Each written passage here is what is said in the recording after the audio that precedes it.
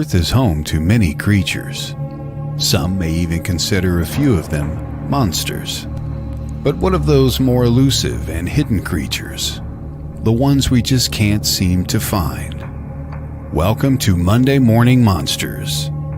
Cryptozoologist and paranormal researcher Barnaby Jones talks about the unknown, mythical, undiscovered, and unidentified creatures from around the world, and the people who have seen them, look for them, and research them. Hear from witnesses about their encounters, as well as renowned names in the field about their work and research. Barnaby is the founder and lead investigator for Cryptids, Anomalies, and the Paranormal Society based in Wisconsin. CAPS travels across Wisconsin and beyond looking for connections between different phenomena and how they can all be connected. Now, your host of Monday Morning Monsters, Barnaby Jones.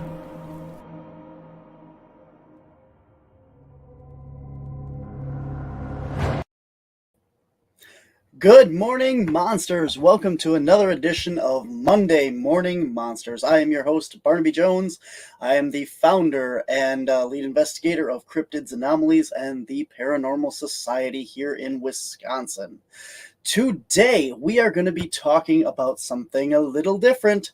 I know we've been talking about Bigfoot and stuff lately. We are going down under the water today to talk about the United States version of the Loch Ness Monster, or as they like to say, the Nessie is the Scotland's version of our Champ. So on today's show, we are going to be talking about Champ. Now, for those of you who may have missed it, obviously, Champ Day was a couple weeks ago. And so unfortunately, actually it was last weekend. So unfortunately, you missed it this year, but you can definitely check it out next year as well. It is in Port Henry, New York, and awesome, cool event. Hopefully that you guys can get out there. I was going to go this year, but it didn't mess up with my plans and stuff. So we should be out there next year, and we're going to go looking for Champ ourselves, hopefully, and we'll share it with you guys. So today we have two guests on our show. First off is an author, and she wrote a really cool book that I got a chance to actually read this past weekend. So the author of the book is Kelly Tabor. Welcome to the show. Thank you very much. Glad to be here today. Awesome. So tell us, first off, tell us a little bit about the book that you wrote real quick. Well, I grew up in upstate New York, and I grew up on the lake, on Lake Champlain, and all my life I've looked for Champ.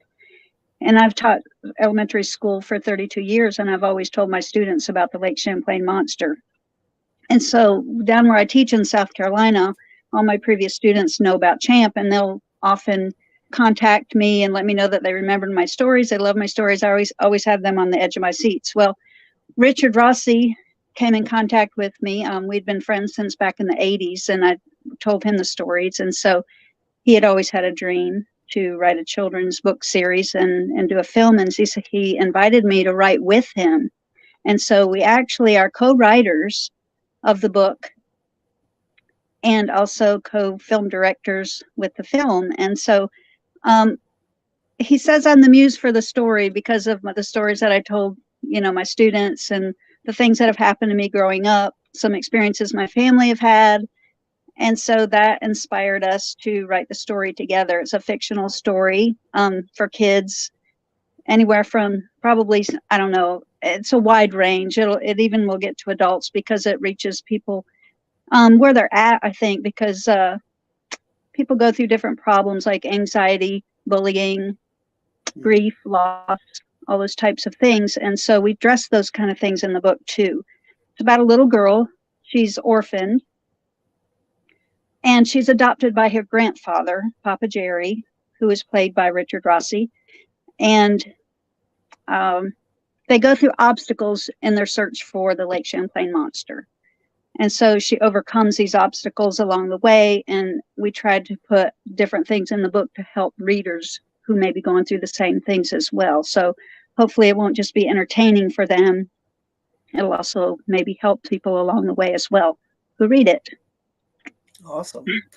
Well, you already mentioned him, so let's bring him in here. Our other guest on the show today is one of the stars of the movie and your co-author, Richard Rossi. How you doing? Hi, Barnaby. Thanks for having us on. Champ and I are very grateful. So Kelly and Champ and I are very happy to be here. I have one as well. Mine is not plush as yours, but I brought my special guest on as well today. So I have mine is injured, Barnaby, because in our movie, there's a villain in our movie, and she hates Champ, and I have myself to blame because I wrote the scene the night before where she chokes the Champ doll. And she really choked this thing hard. And so now my Champ kind of does this. Oh, the poor little guy. Oh, so I got the book. You guys sent me a copy. It was awesome. I got a chance to sit down and read the whole thing this weekend. Wow. Very, very good. I felt going into it, it kind of had like that like Hallmark Channel kind of feel to the book. It was very family and kind of heartwarming and stuff. It was very, very emotional book. And I think at this point, hang on, I don't think anyone has said what the name of the book is. Oh. Kelly, can you give us the name of the book, please? Lucy and the Lake Monster. Yes. Lucy and the Lake Monster. And so you guys co-wrote the book, correct? Yes, correct. And Richard, you actually just got done filming the motion picture of it. Yes. We were in New York for a month and shot this. And by the grace of God, we finished it despite all the obstacles of going there on a shoestring by faith to make it. So now the post-production begins. And today is a day of trying to get into the footage and start looking at the footage and start editing so we can have it out next year for people to watch. And also we may do a series if this one's successful, and maybe you can be in this one or the next one as a cryptozoology TV host. It would be awesome, man. I definitely would have come out there. I know we were talking about that, and I definitely would have come all the way out there just for this. So I think it's a really cool project, and any way that I can help you guys out and be involved, just being on the show and sharing it and stuff. So let's back up a little here. Kelly, you're from Port Hen, or where are you actually from again? I grew up in Crown Point, New York, which is right there on the lake. My dad had a cabin that he built with his father when he was a little boy. So I spent my summers on Lake Champlain, but the last 30-something years I've been in South Carolina.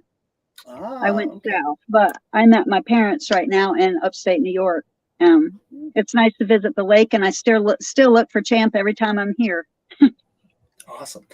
Well, let's do this. Other thing that stood out to me about the book was not only do you have this whole heartwarming story of this family and everything that they've gone through, but you also managed to put all the history, lore, and story of not only just the area, but also there's a lot in this book that for somebody like me, maybe you said this book was written for a younger audience or something, because it's a very heartwarming story in that. But for somebody like me that does the research and investigates in that, you also have all the story of the legend of the creature, you have the legend of the area, and you even have to talk about the impact of invasive species in the lake as well, with the zebra mussels and all this stuff. So you really did a lot of deep digging into that. So can you tell me a little bit about the history of Champ? Richard? Okay, Richard. I learned about this from Kelly about Champ. There he is. There he is. Champ, I got that on a coffee mug back here too. Yeah. The Loch Ness Monster was all I knew about in terms of plesiosaurs. But then Kelly and I have been friends. Oh, she got the same cup. Thank you, Champ Day. We signed our books at Champ Day, and a lovely lady there named Barbara gave us these cups. But I didn't know about Champ. Kelly grew up looking for Champ, so the story is based on her childhood, kind of inspired this fictional Lucy character. But I've always been interested in cryptozoology. One of my closest friends, Carl Crew, here in Los Angeles, his great uncle, I think his name is Jerry Crew. I could be wrong on the first name.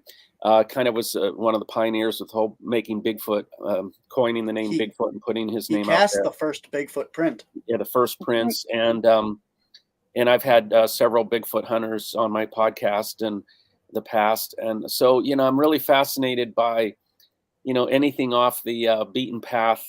So I had almost died last year. I had 4 surgeries. I was bedridden and in a brace for a while, and I was struggling physically. And I had acted in a musical that a dear friend of mine, Christopher Coddington, wrote and directed. I was one of the lead actors playing Lewis Carroll, aka Reverend Charles Dodson, who wrote Alice in Wonderland. So I'm acting this part of this man who writes a children's story about a little girl. And I thought to myself, this is on my bucket list. I really want to do something that could be like a magical story about a child, but that could have allegory, like a fable with symbolic allegory for adults. So I thought Champ was so fascinating because, these kind of cryptozoology things are really interesting. I mean, CBS just ran a story the other day about some plesiosaur fossils and things that they'd found that could be like a Loch Ness monster type creature. So, Kelly has more concrete experience in that she thinks she saw the effects of Champ. She saw a wake that she thought was Champ moving through the water. So I don't have that. I'm kind of like Thomas, where the other apostles came and said they saw Christ risen from the dead. And he's like, well, I haven't seen it, but hey, I'd love to see it, if I can put my hand in his side and pierced hands and all that stuff. So I'm kind of like that. I don't have the experience Kelly has growing up and seeing Champ and things like that. But we've been friends so long, and I just thought it was the perfect story to tell, to do something for children. And I'm hoping and praying it can be the best thing I've ever done. This is my 4th feature film. And I just had a dream last night. I didn't tell you this, Kelly, but I just had a dream last night that this film really got out there in a huge way. Like it became a cultural kind of phenomenon. So I had this dream that it just took off. It just became a really big film. So I'm very, very hopeful for this film. Very cool. Very cool. So when this comes out, I know it's like about a year off with the editing and stuff. Is this going to be something that's going to be nationwide in theaters, or is it like a film festival thing, or how are you releasing it? Well, first at film festivals, we'll show it in every film festival we can. I'd like to have it in Sundance. My first film was selected for Sundance, and I really want to see it in the festivals all over. That's kind of like a tour. It's almost like a band doing a tour if you get in a lot of festivals. We want to premiere it in that area where Champ is based, the Lake Champlain region. So we want to show it at the Strand Theater in Schroon Lake and Plattsburgh. We want to show it at the church that hosted us as our base camp, Lake Champlain Bible Fellowship. We want to show it at the local schools there in Crown Point and Mariah. We want to show it at the Knights of Columbus there in Crown Point. So we want to do a lot of showings right there to really give all the locals that supported us the first look at it. And then film festivals and theaters. There's also some event type things we'd like to do, which like Fathom Events will do like a one-night thing where you can see it anywhere in the country that same night, and the filmmakers can be there to answer Q&A and things like that. Then we want to stream it, have it on TV where people can watch it free, but they just have to put up with commercials. And even DVDs, old school DVDs would be fun to, for people that still, I know people stream a lot, but it'd be kind of cool. We could do a lot of DVD extras. And so we want to have it available any way people can watch it, because I think it's a fable. I think has the potential to hopefully, God willing, be a classic type of film where people can watch it not just now, but generations to come can enjoy it. And like you said, Barnaby, about the heartwarming part, the connection and the heart between the grandfather and the granddaughter, I think is something that's kind of a core of the film, is that love and that connection, that they're looking for Champ together, even though they're mocked, even though there's mercenary forces opposing them. The grandfather and the granddaughter are looked at as eccentric nutcases for belief in a cryptid. But I hope it will touch people on the human level, like you said, that kind of Hallmark human level. Yeah. Although there is going to be some stuff that will deviate a little bit from Hallmark that probably Hallmark wouldn't like. There are some scenes that will be a bit controversial. So it'll be Hallmark with a few controversial scenes left in that Hallmark would have not left in. The way all Hallmark movies should be. So can you tell me a little bit more about like Champ himself? Like what you know, like when was he first sighted? Some of the stuff from the book and that, you know, like you know, how long has this been going on over there? Well, I can tell you a little bit about that.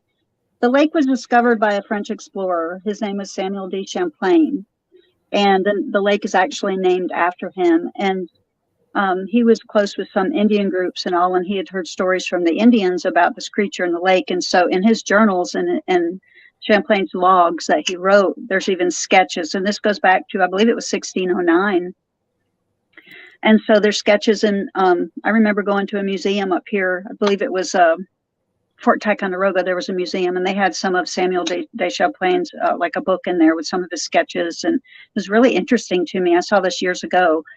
And so that's some of the things I told my students too, that it goes back for years. And I know that a lot of people have seen it over the years. There's a sighting sign in Port Henry, New York, a famous sign where there's been over 300 eyewitnesses, and it tells the month and the year in which it was seen. And my uncle, my great uncle Robert Bly, actually saw it. He had a place on Boaga Bay there, and he had a restaurant called Captain Bly's, and he used to keep on his tables. He used to keep what are they called? Binoculars. Thank you. He used to keep binoculars on the table so people could just look out the window when they were eating. And there were apparently a lot of sightings there, but people kind of joked about it too because there was also a bar there. And so they said, yeah, sure, you probably tipped back a few before you saw that one or this. But there have been people on the lake. And over the years as a school teacher, you know, I took a picture of that sign and I have the dates and the months. And so I make it into a math activity for my students. And I said, okay, why do you think that? Let's look at when Champ was seen most. And then we made graphs and all, and we noticed that it was seen during the summer months. And I was like, well, why is that? Because I was teaching fourth graders, you know. And they said, and a lot of them down south, they don't realize that the lake freezes over like it does up here in the north, because it just gets so much colder up here than it does down. Our winters are colder in New York than they are in South Carolina. So I told them about the lake freezing over, and, you know, that's possibly why there's not as many sightings, because we noticed most of the sightings were in like June and July. And they concluded that, you know, more people are out on the lake at that time, more families are picnicking, more people are out doing water sports, boating and all that kind of stuff. So that's probably why it's seen more in the summertime. And plus the ice isn't there too. So that was like a little math activity that I would do with my students. That was pretty cool and made them more aware of it. But there's been a lot of sightings. I've had relatives that have seen it. And I asked my father, who's now 88, I said, Dad, what did you hear about Champ when you were little? He said, well, back then you didn't hear as much about it. And I got to thinking it's probably because we didn't have cell phones. They didn't have cell phones back then, and the communication like we do today. And so he does remember his father. He worked up in the mines of Mineville. That's a little bit north of Port Henry. And they used to take like a bus up there, the men. And there's this area of rock cuts where the bus goes through. It's right along the lake. And he remembers hearing his father tell him the story that one morning on his way, they saw something dark in the water that looked like an overturned boat. And then apparently it moved, and it wasn't an overturned boat. And so they think that maybe that was Champ. And that goes back to my grandfather. And then I had two cousins that, if I remember the story correctly, they were fishing on shore, and they were watching a man water ski out on the lake. And all of a sudden we went down, and the boat was circling around to go back to get him. And as he did, Champ surfaced by the water skier. So that's what they remember about him. When I say surface, I'm talking about a neck with a hump. It's not just like there are big sturgeons in the lake that are very large, but and so people kind of speculate whether or not Champ's real. They think it might be a big sturgeon, or they think it might be a couple sturgeons following each other, which appears like it has two humps. But there have been some people that have seen it up close, and they're like, no, it's got a neck with like kind of like a horse-like head. I don't know how big, but anyways, I've never seen that like that. But I will tell you that one time at my dad's cabin, some friends of mine, we were there, and my dad always kept binoculars on the front porch. And so it was a night where the lake was like glass, no waves or anything. And then all of a sudden, I guess about 50 or 75 yards out, we saw this stirring just in the water. We were like, what is that? Because we were always on the lookout for champ, and it's just natural for us to look. Every time we're at the lake, we glance, we look. And so it started coming straight at our porch, and it wasn't veering to the left or right. It wasn't going up and down. There was just a V, a wake going through the water about an inch high on both sides, and it was just coming straight at us. And so my friend had her camera ready to get the $1 million shot. And then I was looking through the binoculars, and I came straight at our porch, and then it made like a 90-degree turn, and it just kept swimming, whatever it was, to the next point, and it never surfaced. And I thought, what in the world goes through the water in a straight line like that without veering left or right or up and down? I don't know. So I'm thinking we might have seen the effects of champ that day, because whatever it was really big to make a wake that big that we saw, and also to come at the same speed and like it did. It was pretty amazing. We were all excited. We were hoping it would come up. And the Lake Champlain, it's kind of murky because it's a clay bottom lake, and so visibility is not good underwater. So even looking over the porch of our camp down into the water where it's pretty deep in front of the rocks there, where it made a 90-degree turn, you couldn't see under the water to see what it was because it's really murky. But I wish we had been able to. So there's been a lot of sightings as far as the history. In the book, there's a story about the princess. Richard, I don't know if you want to recall that part, if he wants to hear that story. About the princess? Yes, Princess Boaga. Well, yes, there was a legend from the Native Americans that a young Indian brave was in love with Princess Boaga, and it was a love triangle in which she chose another suitor over this guy. And he had some jealousy issues and some rage issues, and they got in a big fight, and he threw her in the lake and drowned her. And then, kind of like a Romeo and Juliet tragedy, he was so overcome that the woman he loved was gone, that he threw himself in the lake and committed suicide. So, yeah, this is a bit of a rough legend and story for kids. It's pretty gruesome, like a lot of the great tragedies. There's an old saying that all the great stories were written in the Bible and Shakespeare. So it's kind of like a Romeo and Juliet kind of thing where they die. But he's transformed. The Indian brave is transformed into champ. That's where the legend of champ started, was the Native American Indians. Like the green-eyed monster, the jealousy, and yeah. I did not make that connection. Yeah. Yeah, and there's an actual, at one of the beaches there in Port Henry, there's a wooden statue that was carved out of the Boaga Bay princess, and it has like a placard underneath it that kind of tells the story. It's been there since I was a kid. Yeah, so toxic relationships were not invented by Johnny Depp and Amber Heard. They go way back to Champ and Princess Boaga. Oh my goodness! Very nice, very nice. Slip that in there. That's cool. And like I said, like all the stuff that we're talking about is in the book, and it's really cool that you guys take the story and the actual legend and everything and put it all together.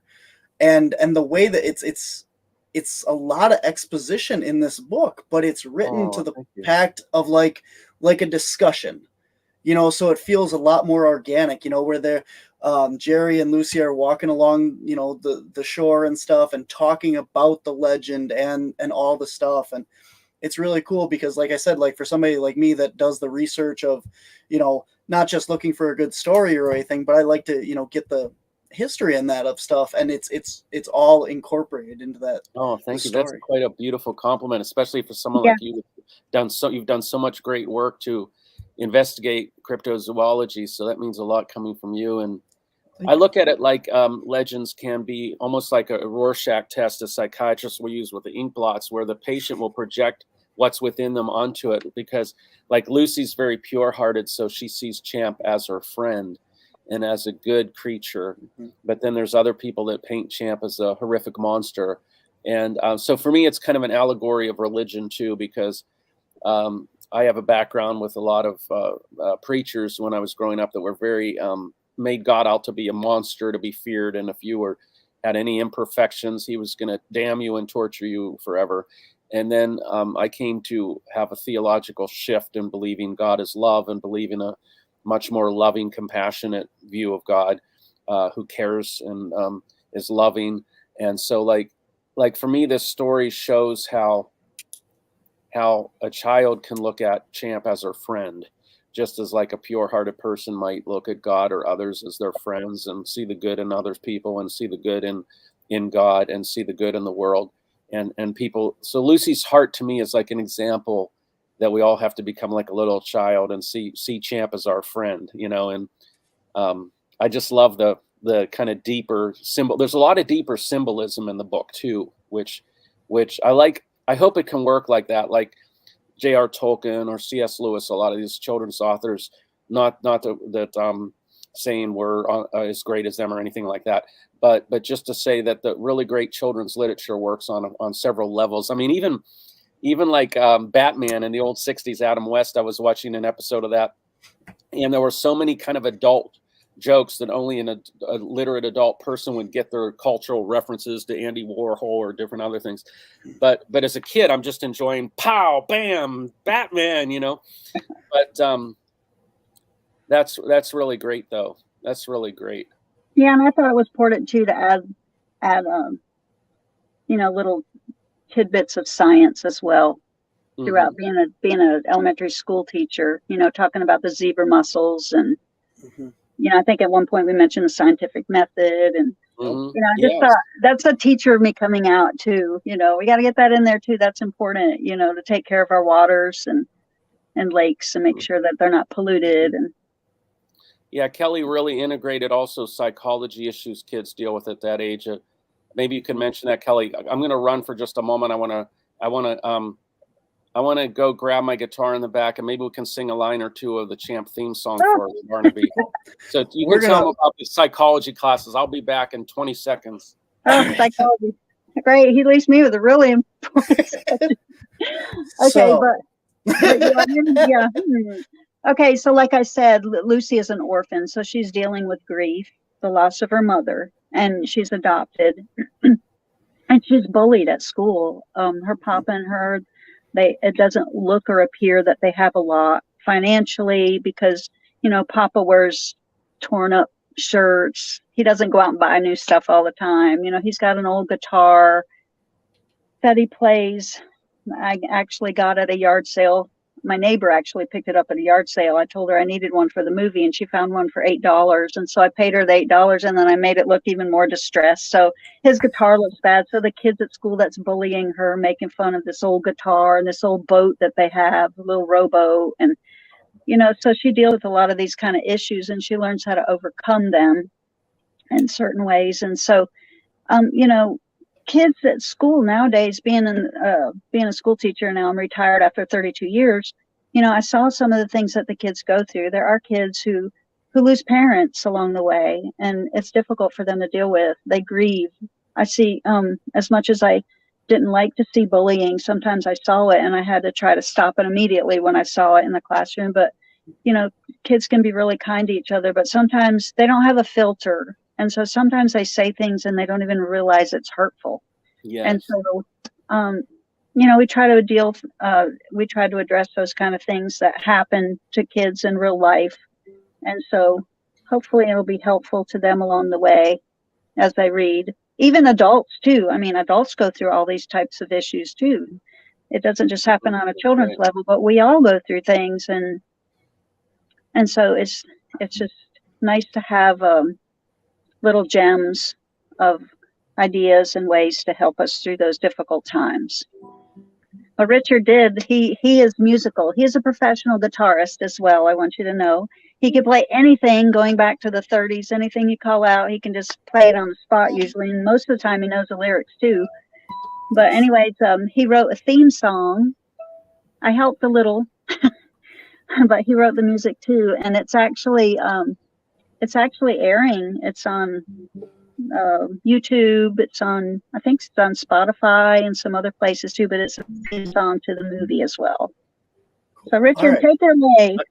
I could do a brief excerpt for you. I hopefully it'll come through here on the internet. You can sing with me, Kelly, if you like. Any of the lines you remember.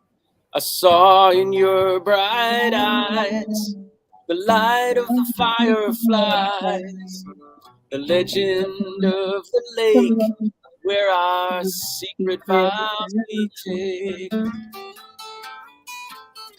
You came back to me with legends of the sea.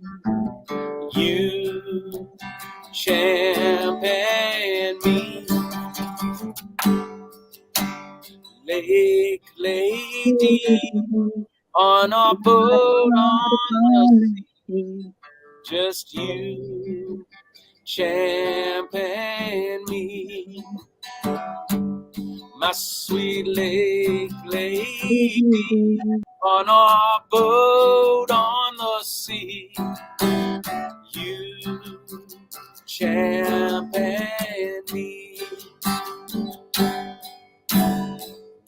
We're entwined by design, searching until we find the legend of the lake that transcends time. Lake lady on our boat on the sea. You champion me. Bravo. Very nice. Good job, Richard. Thank you. Thank you very much. We have to take a quick break here for station identification. And we lost Kelly there. Glad to have you back. Sorry about that. No, it just kind of disappeared. Yeah. But yes, we have Kelly Tabor down here. She is the author of the book Lucy and the Lake Monster. It's about the Lake Champlain monster, or the Lake Champlain beast, legend, creature. Monster's a bad word. The plesiosaur that lives in Lake Champlain in New York. They just got done filming the new movie from Champ Days last weekend, and the movie adaptation of Lucy and the Lake Monster, directed, and one of the stars, Richard Rossi, up here. And we will have more from them right after the break. Thank you.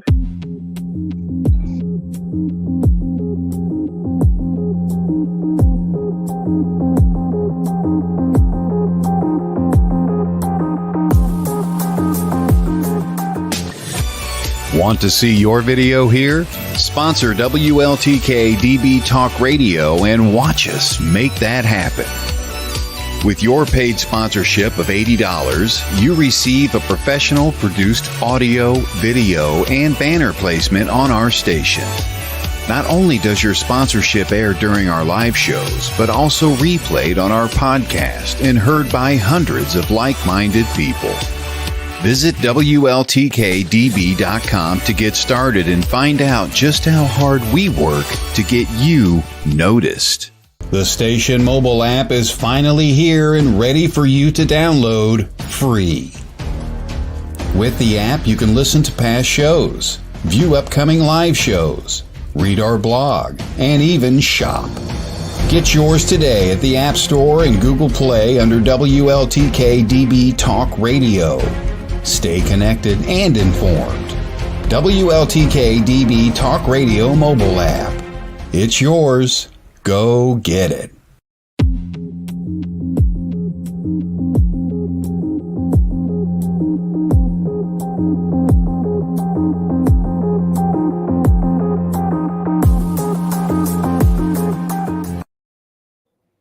Hello, we're back with Monday Morning Monsters with Kelly and Richard and little Champ down there and Champ up there and little, I don't have one of the stuffed ones. I'm sorry.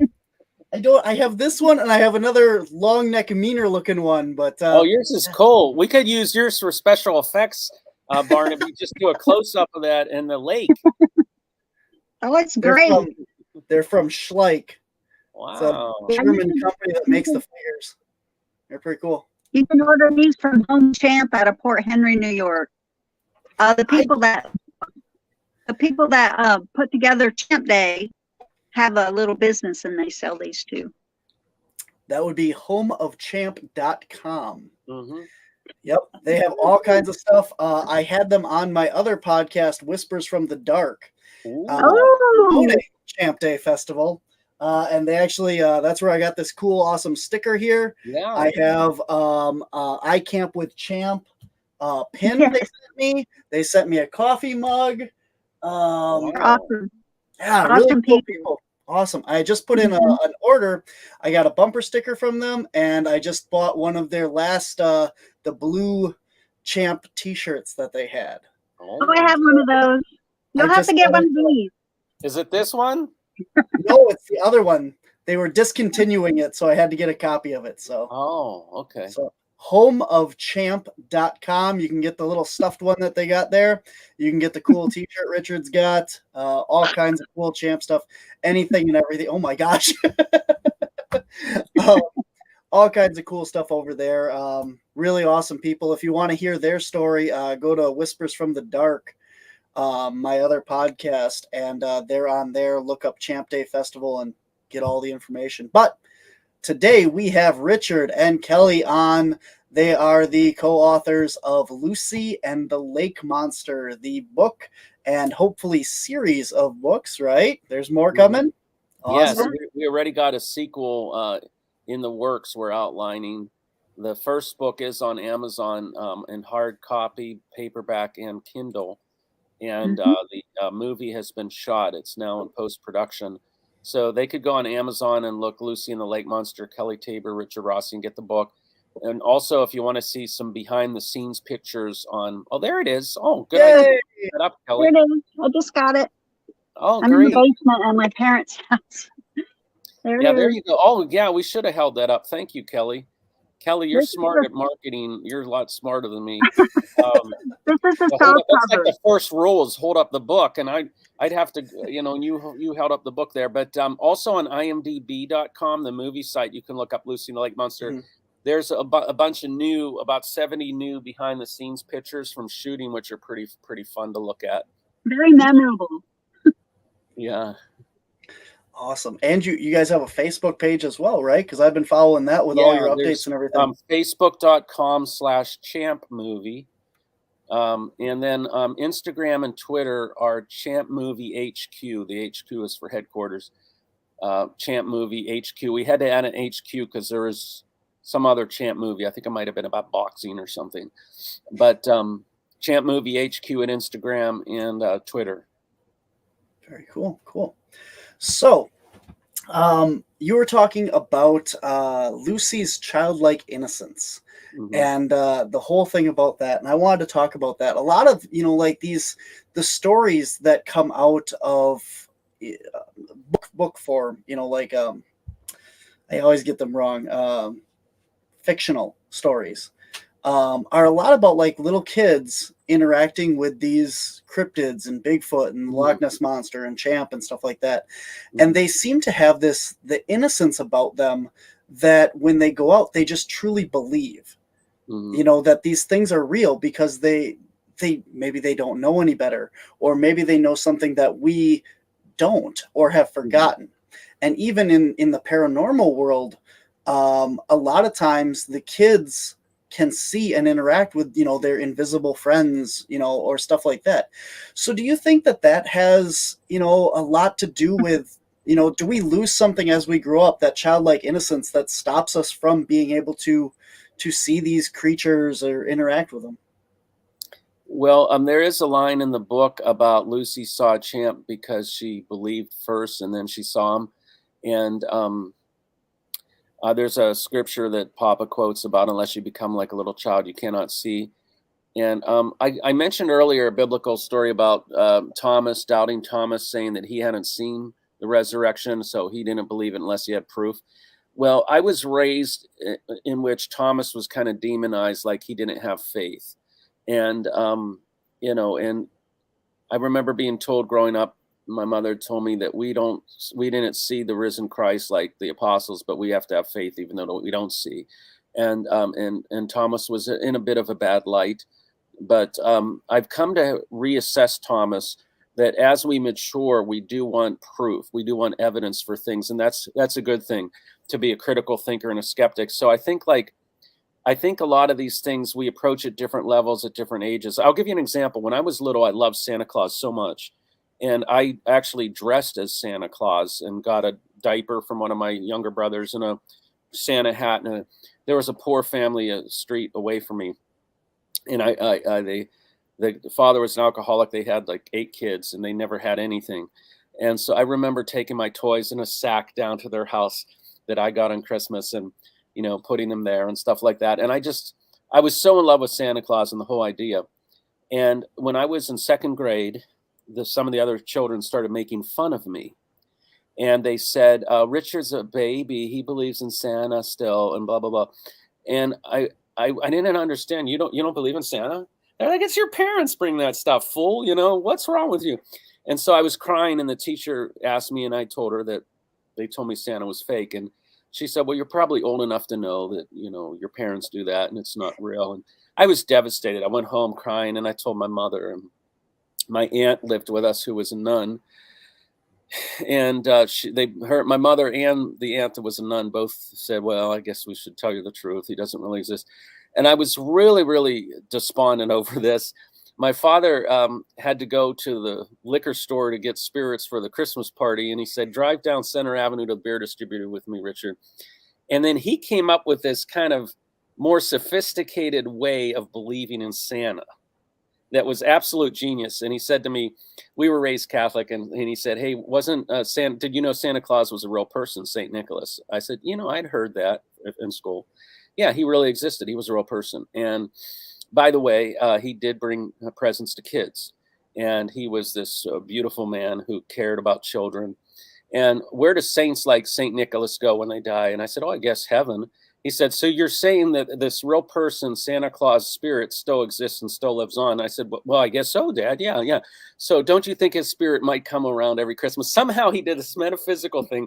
By the time we got the beer at the beer distributor and returned home for the Christmas party, he had me believing in Santa on a more sophisticated explanation, And I look at that experience at 8 years old as an allegory that sometimes our more childlike faith in something is shaken, but that we can still believe it on different levels. And so when I was little, I was so into any kind of cryptozoology stuff. And now I am more of a skeptic in the sense that I do look for evidence, as an example, there's a witness sign in Bawaga Bay, and over 300 people claim to have seen Champ. And as a little boy, that would be enough. I would be able to point to that sign and say, all those people saw Champ. That settles it, right? But now as an adult making this film, I've met some of the names on the sign. And some of them did tell me they were stoned when they saw Champ. So the people that told me they were stoned when they saw Champ, as a critical thinker, I'm thinking, okay, you're a little bit, in terms of anecdotal evidence and testimony here, you're a little less credible than some of the other ones. And others of the people that are on the sign seemed a bit tweaked, a bit crazy. So, but then there's other people that are very respected and very credible. I mean, like Kelly sitting right here, her story about seeing the wake and the effects of Champ. Kelly's the most honest, ethical person. I've known her nearly 40 years. So I have a lot more weight on anything that she would say because I know her character. I know she's a good and godly woman who never lies, So I think as an adult, it's okay. Like what you do is you investigate these things on your show, and it's okay, even though our book touts childlike faith and the beauty of it, it's okay as we grow up, to ask for evidence, to ask, I think Dick Van Dyke, an entertainer who I love, said, and he's now 97, he said, every day ask yourself what you believe and why you believe, and reassess your beliefs, because part of growing is the constant reassessment and growing mentally, spiritually, intellectually. And if you're a growing person at all, you will shift from kind of a childlike faith, still retain that child, because that child is the part of us that creates. Like Picasso said, we almost remain a child to some extent to be an artist. But at the same time, I'm really grateful for what you do, because you discuss these things in an intelligent way as well. Because if we throw critical thinking out and we just believe what any anecdotal evidence, then we'll fall for anything. Well, I would like to say thank you very much for bringing up Santa for the second time on Monday Morning Monsters, because he was on 2 weeks ago as well. We were discussing the legend of Santa as well. Really? And yeah, he actually falls into the Fae lore. He is a Fae creature because he's, the legend of the elves and the Fae and stuff like that. So we were discussing that with one of my past guests on here as well 2 weeks ago. I can't think of his name. Great. Slips in my mind at the moment. Anyway, but on that note, I totally agree, and I love the story of turning that around with Santa.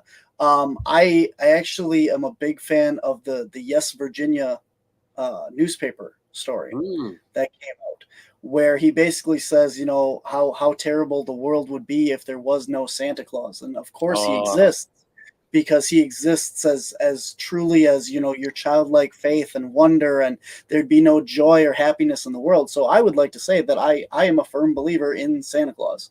Me too. And I just want to add that in there. So we talked about that. You got another thing on my show is we talk a lot about like the fact that these things, Bigfoot, lake monsters and stuff, are seen around the world by different people. They all have different names and stuff like that. And people say, if these things were real, which again, I believe that they are.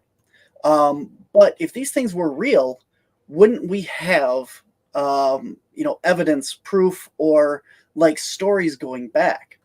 And I learned something else from your book that I hadn't made a connection with, is that I always tell people, in the Bible, which, is supposed to be the oldest record of everything, and this book, whether you believe it or not, the book was written way back then.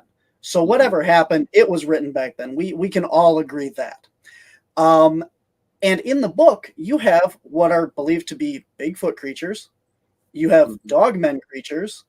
And now you bring up the whole theory of the Leviathans. Oh, yes. As being these lake monsters and stuff. And obviously we do know that, plesiosaurs did exist. We have fossil record of that, unlike some of these other things. But I was wondering if you could talk a little bit about that and your connection of tying that into the story. Yeah, this is actually the opening page of the book is a little silhouette of Champ and a quote from Job about the Leviathan and the mighty sea serpent, and there's a scene in the film where Papa reads from Job. Job, many Bible scholars believe, is the oldest book in the entire Bible, even older than the first book, Genesis. So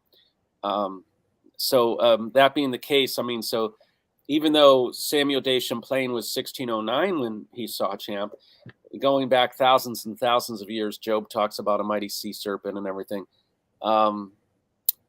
I just thought it was a beautiful scripture to start the film and the book with.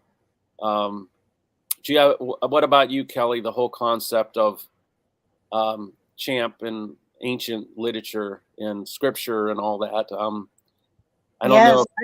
Had you heard of the Leviathan in the Bible and ever made that connection to Champ, Kelly? I guess we never talked about that. I put that in the book, but I don't know. Had you ever thought about those two? Well, yeah, I've thought about it before, and you brought it to light even more. But yeah, if Samuel de Champlain and like Native Americans may have seen what they did and what he drew, that wasn't the first of them. Obviously, they were drawn in his drawings were in a mature state. The creature was in a mature state, so they had to be. They existed before then as well, and I do like the concept of. Well, I think of the flood, the great flood of Noah. If the world was covered with water, then they would not. Let's just say they were in the oceans to begin with, and then as the waters receded, there would have been low pockets, like lake areas, where some of them might have become trapped, and then maybe slowly adapted as time went on, as the water turned from salt to fresh, and then maybe just multiplied since then and have existed all these years. To me, that seems perfectly plausible that could have happened. And I don't know, some people don't think that, but Lucy does. Lucy does in the movie. She's a smart little girl in the movie too. Yeah, she holds her own against some scientists in the film. There's a guy, Sam the scientist. Justin D. Natali plays Sam the scientist. And, yeah, and we have to talk about her. We have to talk about her. Lucy is a beautiful girl. Yes, Emma Pearson is the actress that plays her, by the way. Very talented actress. Emma Pearson, she's wonderful. And when we were looking for the person to play the role, we had a lot of girls, hundreds of girls that tried out for this. And, you know, we narrowed it down to a good 10, 15, and it was really difficult. There were so many good ones. And we went ahead and picked Emma, and she's been wonderful. Her mother works nicely with her, and she's just so smart. She's only 8.5, and she's already been through a lot of stuff. She's very mature for her age, and she's been on some shows and this is her first feature film, and it's great to highlight her in here. She's just very bright-eyed and beautiful inside and out, and she's just wonderful. You know, when we asked her to do things, she was never questioned or anything. She just did exactly what she needed to. And, you know, she was great at ad-libbing too. When Richard would talk to her, she's like the time the newspaper article came out and we had that scene where she just made believe a real newspaper article came out about Lucy and the Lake Monster. And so, in the scene, she had just ad-libbed as if well, she couldn't give the movie away, and she knew that. She couldn't reveal anything, and she just made up her own thing on the spot, and it was perfect what she did. Yeah, and if basically in the book, there's a scene where Lucy ends up on the front page triumphing in her scene Champ. Well, as we were filming, we were on the front page for the movie several times. We were on the front page of the paper there about the movie being filmed. So I thought, oh, this is a golden opportunity. We can walk right into the store and film her seeing herself on the front page. And it's right there on all the newspapers. But we obviously couldn't read the real article, which would say, you know, Kelly Tabor, Richard Rossi, and Emma Pearson were shooting down by the bridge. So she grabbed that paper, like Kelly said, and sat down at Stewart's shops, an ice cream shop, and ad-libbed a thing reading the article like Lucy Lago saw a champ. And it was beautiful. She just ad-libbed off the top of her head an actual newspaper article as if it was within the story context. And she did this off the top of her head. So she's not only great with scripted lines, she's great with ad-libbing or improvisation. Yeah, and that's great. Not all actors are. I mean, I know some very famous actors who are scared of improvisation and ad-libbing, but she was able to do both. Yeah, and being a school teacher for all these years too, I know like an 8.5-year-old, that's difficult for one to do. And she just did it with ease, and we were very impressed and thankful for her. She did a great job. Yeah. Very cool. Yeah, and the connection between Emma and I in the scenes is really beautiful. I mean, it's I just became a grandfather for the first time myself, and it's such a universal thing, a grandpa. In fact, one of our hosts, Alita and Mark, who had a cabin where we shot, Alita was very close to her grandfather. And so when we went there to shoot, the boat already said on it, Gramps boat, which was, I mean, there were a lot of kind of surreal moments. We were just like handed stuff that fit the story. It was quite remarkable. Yeah, and with it being an indie film, you know, we have low budget. And so it was, you know, there were times when we said from the start we wanted to use locals, people to the area, and people were wondering, how are you going to pull this off? How are you going to pull this off? And every day it just seems like things just pulled in or fell into place. You know, we were living really day to day, and we were adjusting the script. Richard did a lot of adjusting and rewriting and all to make it simplified sometimes, and because some of them were long. And but anyways, like one night we were looking for we were looking for Richard at our home base camp, which was a church in Port Henry, the Lake Champlain Bible Fellowship. We stayed there, and everybody on our crew, you know, a lot of time we would meet there. They would have breakfast, and it was a real nice place. But we were like, "Where's Richard?" one night. And like, well, he's out on the block playing basketball with some neighborhood kids. Well, the next we knew, we had all of our bullies for one of the scenes, and Richard rounded up all these boys in the neighborhood. And it was so nice because I thought, these boys, it's a bunch of kids, you know, in this one neighborhood. They were so excited. And can you imagine how excited they must have felt? Like, oh my gosh, we're going to be in a movie. When Richard asked them, how would you like to be in a movie? And their parents were so excited. So this whole neighborhood, this whole area is all talking about Lucy and the Lake Monster filming, and there's going to be people from our area in this movie, and everybody's all excited. They're going back to school, and they're going to be saying, oh, I was in a movie this summer. And so it's like, that's something that these kids are never going to forget.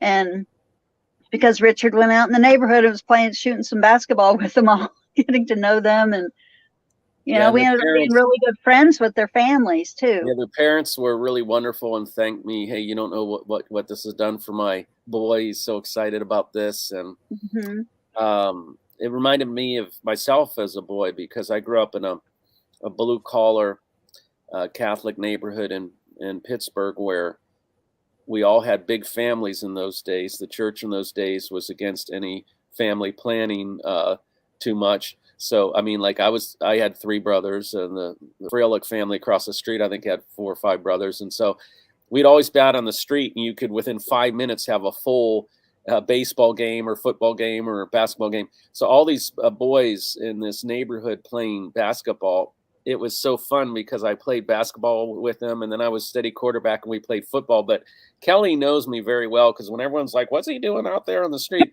Kelly's mind, she goes, I know what he's up to. And I'm thinking in my mind, so confused, wheels turning. Yeah, Kelly knew that. I had seen those same boys out in the neighborhood like a day or so before, and I thought, I wonder if they would like to be the bullies. And the next thing you know, Richard's out there rounding them all up. Yeah, and so my mind was thinking, this guy could be the lead bully. Oh, this one could be her cute little boyfriend. This one could be blah blah blah. You know. Yeah, it's just things were coming together. People were volunteering in certain parts, and you know, videos came in. We needed several different actors, and videos came in like the night before we needed them, and it was just perfect timing for everything. So I was really thankful. It was amazing. Yeah, we got our drunk at the last minute. A guy named Hawk.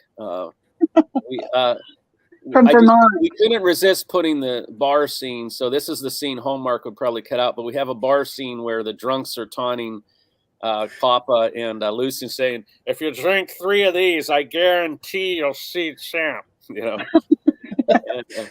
I was gonna say earlier, he was my favorite character of the book right there. Like, you want to see Champ? Yeah.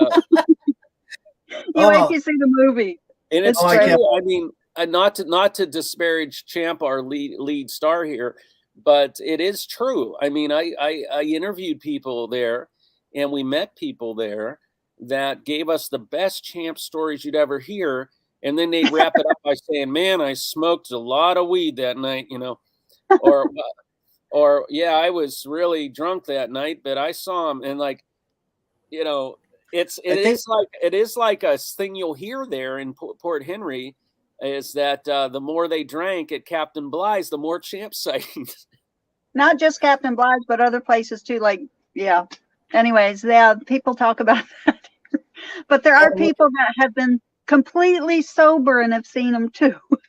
Like Kelly. I was gonna say, you gotta look at it the other way. They went out and saw Champ that led them to drink. A lot of people say stuff like that, like, you know, when they have their sightings or whatever, it's like life-changing experience, because here's something that, you know, doesn't exist, and all of a sudden now that you're seeing it. But so we have a go ahead. I was going to say quickly, one of my uncles also had seen Champ. His name was Charlie Mazurowski. He was on the roof of his camp fixing it one day, and his camp was right there on, it wasn't on Boaggie Bay, it's a little bit north of the bridge, but anyways, he saw Champ out in the bay just for, 30 seconds or so, and he saw it come up and then go down, and he never really told hardly any people about it, because a lot of times people were made fun of, or if they saw it, like, oh, you were just drinking up. But he was totally sober, and he saw it, and so yeah, several of my family members have seen it, and I will see it clearly one of these days. I'm not giving up. I hope to. Yeah, as we well. are. We are searching Lake Champlain. We've been out there looking, and we're very determined. You know, maybe before the film comes out, we'll have some real footage of Champ we can share. Yeah, we even have a friend with a fish finder. Nice. Cool. Makes me want to invest in one myself. We have some comments and stuff over here. I want to encourage anybody, if you have any questions, go ahead and put them in there. And for either of our guests today, Kelly Tabor is the author of Lucy and the Lake Monster, a book about the Lake Champlain monster and seeing it out on the lake. And Richard Rossi stars in the picture, and he is the guy who helped produce it and stars in it and all that stuff. So I believe that you may know this person. It has the same name, correct? I don't know. We'll see. When will the movie come out? I got to figure out how to take that down now. When will the movie come out? Oh, okay. Well, next year.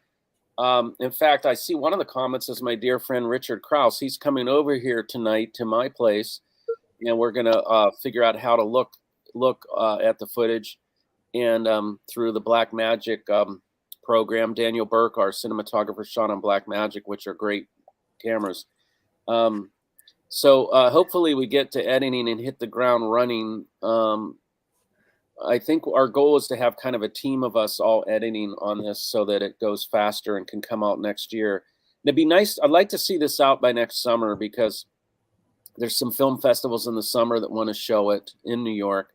A real dear friend of ours, Sean Patrick Green, runs a film festival in the Buffalo area. They showed my last film, Canaanland, there. It won an award for most creative feature film.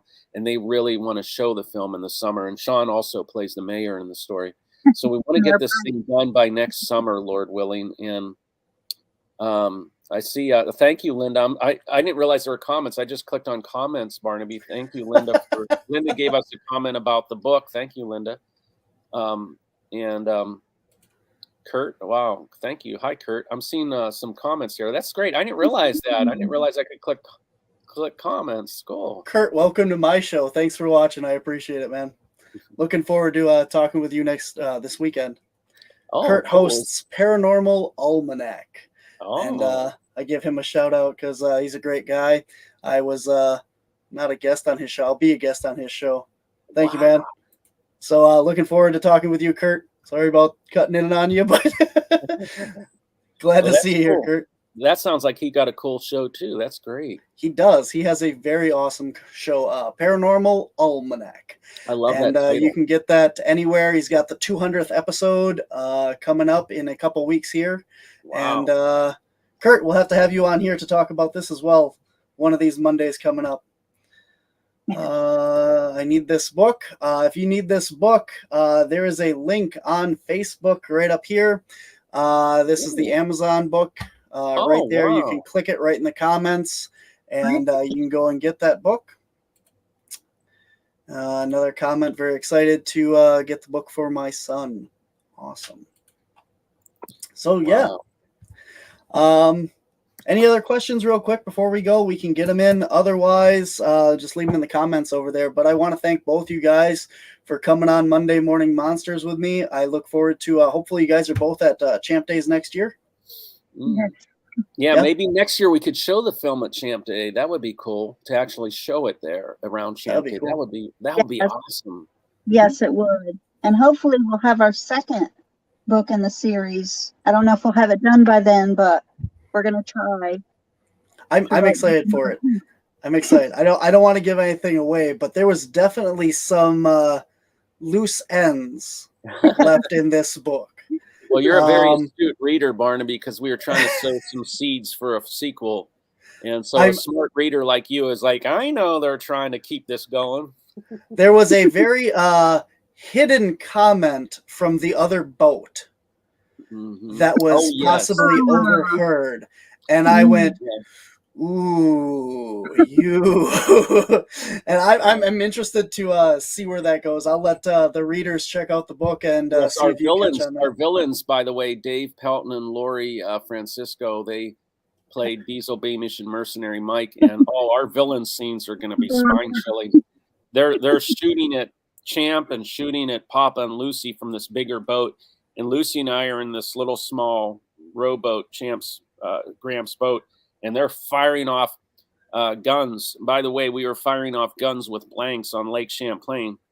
And the next day, I went to rent a paddle boat, and this young teenage girl got me the paddle boat, and she said, "Be careful out there. There was someone shooting off guns on the lake yesterday." I said, "Oh, that was me." No boat for you. Yeah. But it was really funny because Lori, who played Diesel Beamish, she kept announcing through the bullhorn, "You're about to hear gunshots. It is not a real gun. It is only blanks. I repeat, it is not a real gun. It is only blanks." Yeah, and her voice really travels on the water because it was a blowhorn too. So everybody on shore were like giving her the thumbs up, like we're good. Awesome. You have, I will touch on one more thing here. You guys have some very larger than life characters in the book.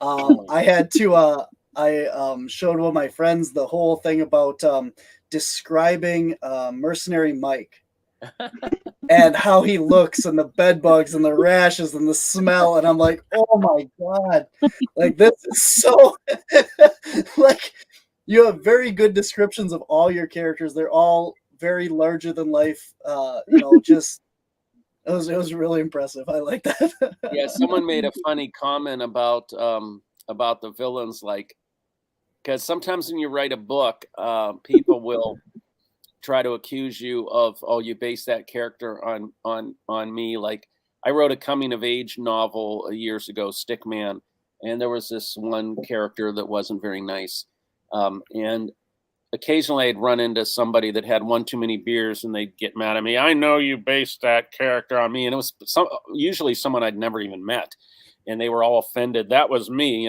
But someone's read the book and said, "Well, you probably won't have the problem with this book because no guy would ever want to admit that he's Mercenary Mike after that description."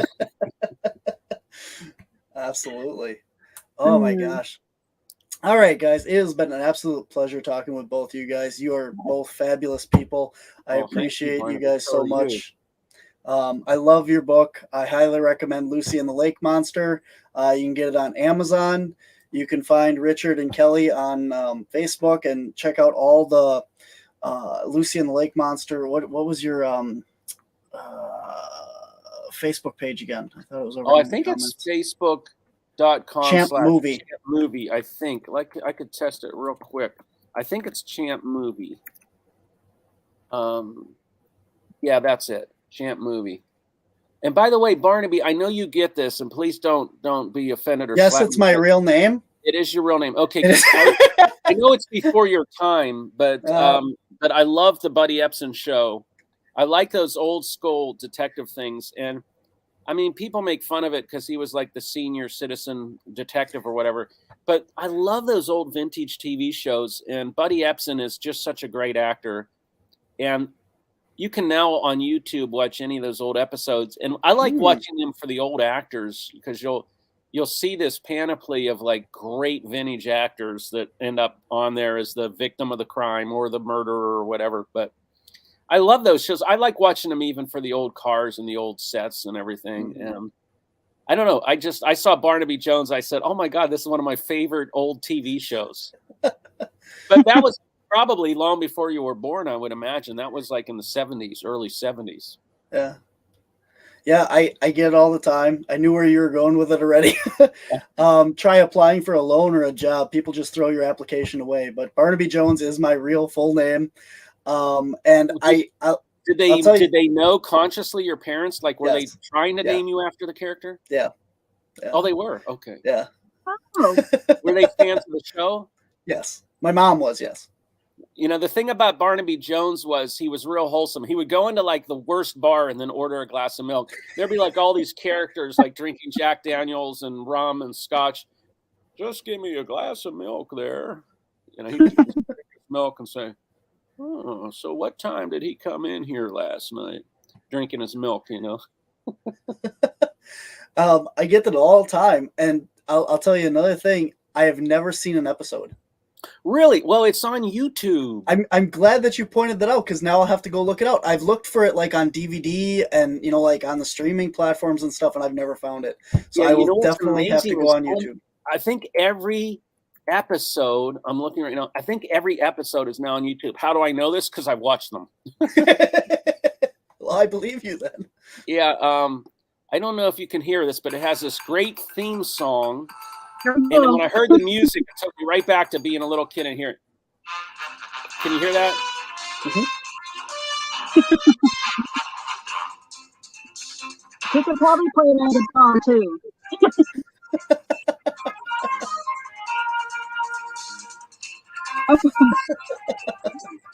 Now, see, back Barnaby then, Jones, starring Buddy Epson, You better also starring Lee Merriweather. oh, Lee Merriweather With is guest his stars Brett Lee Merriweather is his co-star, and she's a really nice person. I've met her several times. In fact, I brought Lee Merriweather to tears recently. And what happened was the editor of one of my recent films, his mother and Lee's mother were good friends, and they both passed.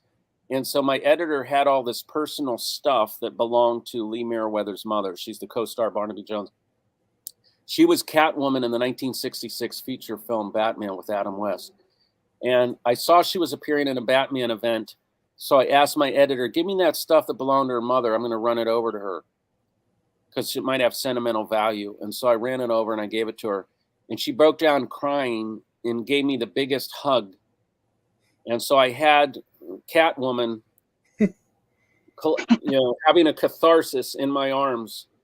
And so she said, I have to give you something. You don't know. I didn't know what had happened to all this stuff. So she said, please let me give you this, Richard. And then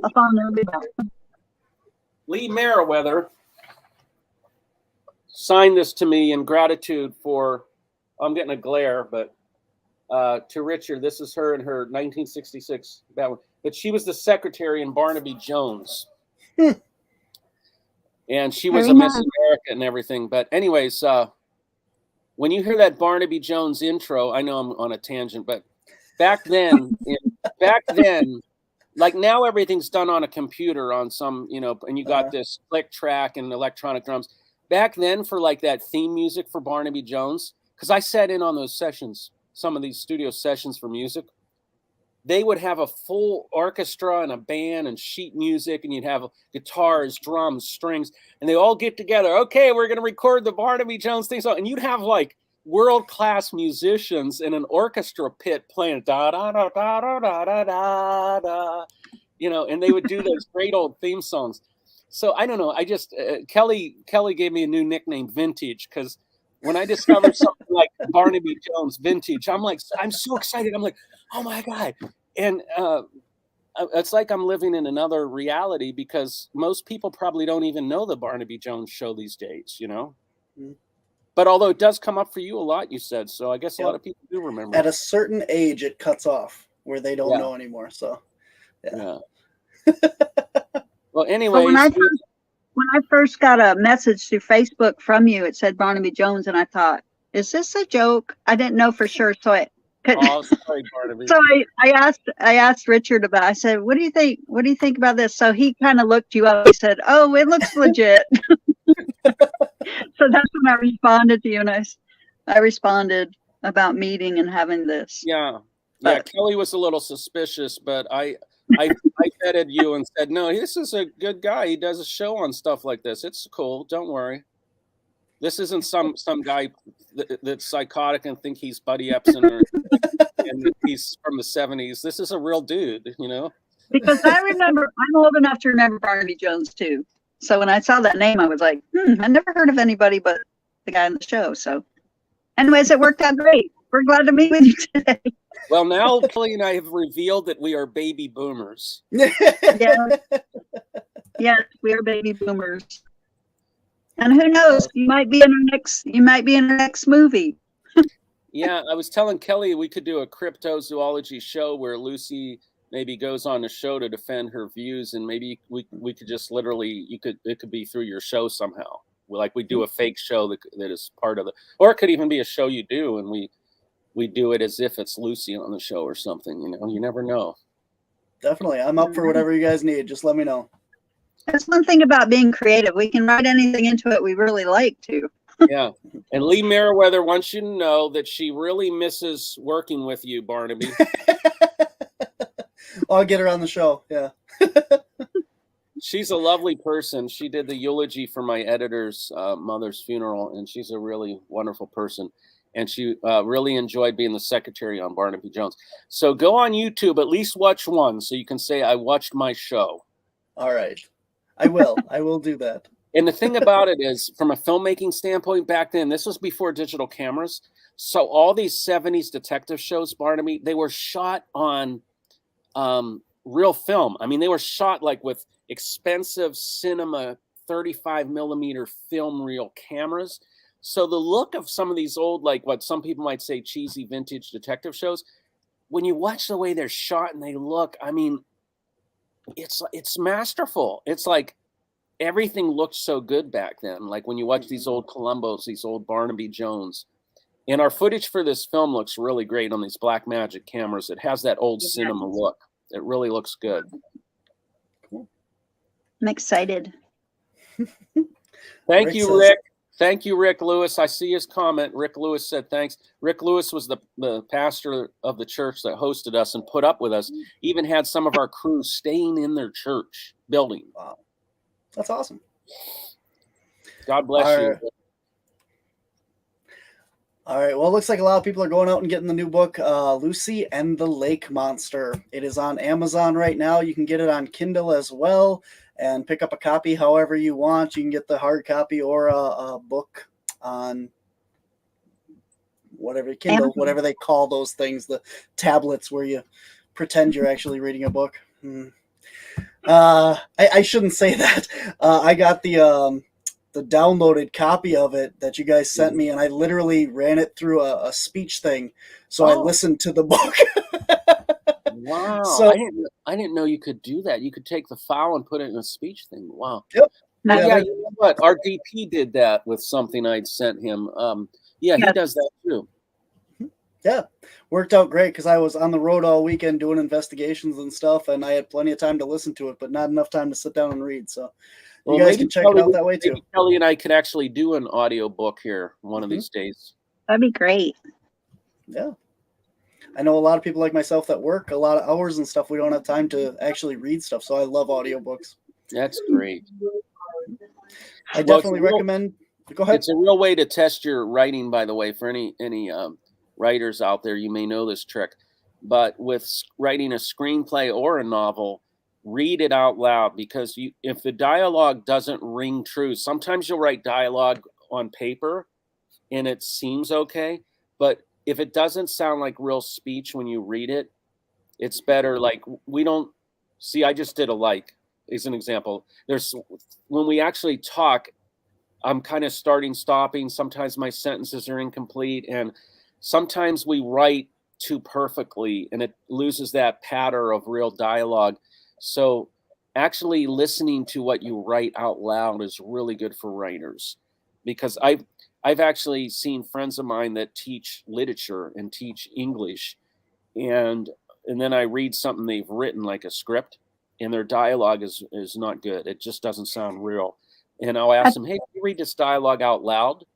And they'll say, no, why? I said, oh, I just figured that, because their dialogue will say, and Papa said, as we go down the path, we want to walk down there to the right, and then we will see that Champ is in the lake, and blah, blah. Whereas Champ might just say, but when you read it for real, he might just say, hey, look over there. You know, I think Barnaby.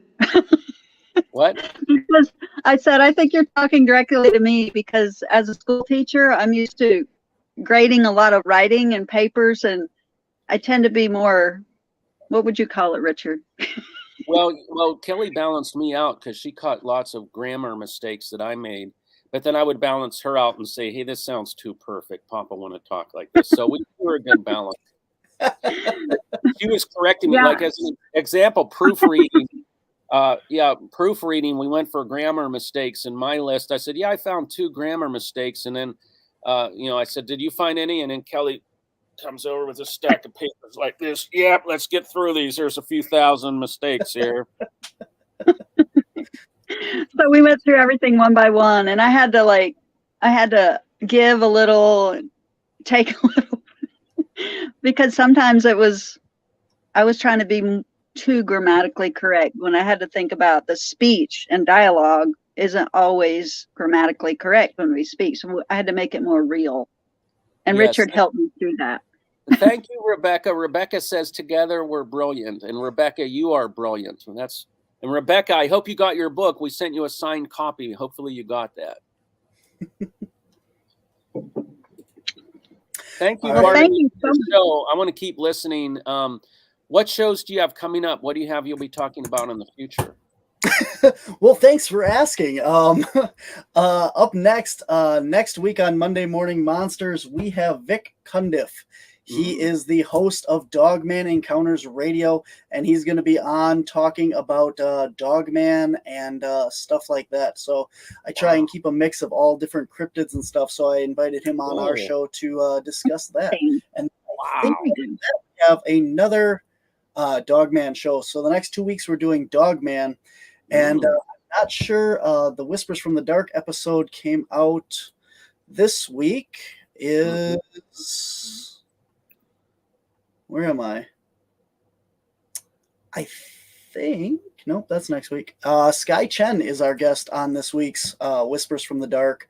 And we're discussing CERN and other Chinese astrology on Whispers from the Dark. And, you can find that wherever you get that. On all your podcast platforms. There's another one for Kelly. Oh, Kelly, I'm an English major. It keeps me from writing. Great advice, Rich. Well, thanks, Rebecca. Rebecca is one of the loveliest people I've ever met, and she was a generous supporter of this film. And, I didn't realize you were an English major, Rebecca. I remembered that you had also, I think, earned a philosophy degree in college, if I remember right. Rebecca and I met in Dallas, Texas, I believe it was, a few years back. And we were on a board together for ministry at one time. Yeah, that's interesting. Oh, as a master's, yes, you did philosophy. So that's interesting, Kelly. I didn't realize, Rebecca, you were an English major, and it keeps me from writing. Isn't that ironic? Rebecca said her being an English major sometimes kept her from writing. Wow, that's profound to think about that, isn't it? And see, this is the thing about art, is perfectionism sometimes stifles art.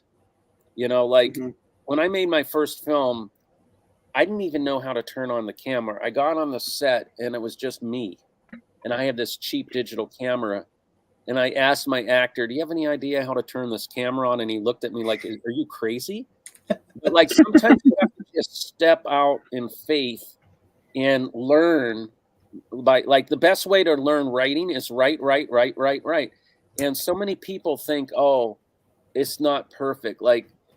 It's not grammatically perfect," or they'll think about their films. I mean, when my first film, Sister Amy, showed in Hollywood at Hollywood and Highland, where they hold the Oscars, there was a guy that got drunk after the screening and started attacking me and putting me and my film down and saying my film was crap and I was crap. And he was acting really crazy. And a day or two later, he sobered up and apologized and said he was kind of a trust fund baby and he was given millions by his parents to make his first film to get it out of his system. And with all his millions and even name actors, he never finished the film because he was so obsessed with it had to be so perfect, right? And he said, "It really angered me that you made a very compelling and great film for a few $1,000, and it sometimes jealousy is like a map. And when someone's jealous or attacks you, it's because they have it within them. They want to do that art form. And so people that put down my films sometimes because I've done them on a shoestring. If I talk to them a little further, I find like they too want to make films, but they're so perfectionistic. And so I wrote a book about creating called Create Your Life, Meditations on Creativity. And I have a whole article on perfectionism where I encourage people, do your best, but at some point you just got to put it out there, you know? And so like what Rebecca said, that her English major has hindered her writing at times. Wow, that's profound. That's a profound comment right there. Don't you think? Yes, I that is profound. I mean, for years and years, I knew I've always loved to write, and I'm known from my students as the storyteller. Even on Instagram, part of my name is Teller of Stories. I've always loved to tell stories. I've loved to write, and I've written things for my students, but I've always wanted to write at a greater level, and I don't know if I would have ever done it on my own. But when Richard came along and invited me to write with him, he was like just what I needed to get me up over that hurdle. And he's been very encouraging. And yeah, I think part of it too is I'm always thinking that everything has to be just right and perfect. I did edit another book in the past, and I was always afraid like there was a mistake when it was published. So I feel like even with us, we just like we could have continued editing over and over and over. And at one point we just have to stop and we have to go ahead and publish it. Because in my eyes, I'm thinking, did we get all the mistakes? And yeah, there's probably some in there, but you know, maybe we'll catch them in the second edition or so, and it's okay. You know, I'm just thankful that we've gotten this far together doing this. I mean, this is a great accomplishment. Well, I'm thankful for you, Kelly. Kelly, you balanced me out the other way, because I would have had so many mistakes in there had you not done such a great job editing. And, you know, I wrote my first novel, Stickman, my coming of age novel about a boy turning 21. That was really from my heart and a labor of love, and I'm proud of that novel. But, you know, there were a few grammar Nazis that just dismissed my book right away and said, oh, you know, this needed an editor. And they point out mistakes I made where I kind of did this dyslexic thing with then and then, THAN and THEN, where I was mixing them up. And I was doing things like that, you know. And so some people would find a mistake I made like that and just say, oh, this guy doesn't even know the difference between THAN and THEN. And they wouldn't even read the book because of that. So, you know, Kelly, you saved my butt on catching a lot of mistakes that I would have let in there. Thank you. I'm glad we did it. Big accomplishment. Well, Woo! I guess we should let Barnaby go. I don't know that he intended to have us here all day. We're like the guests that come and never leave. Can I get you a drink? I'll just crash on your couch, Barnaby. Yeah, okay, that's fine. All right, you guys. Hey, I was going to hold up Catwoman, but I should hold this up. Get it at Amazon. See, I'm mixed up with the reverse of the camera. I keep going the wrong way. Here it is. And this is the lovely Emma Pearson. Right, oh, where's Emma? Here's Emma Pearson.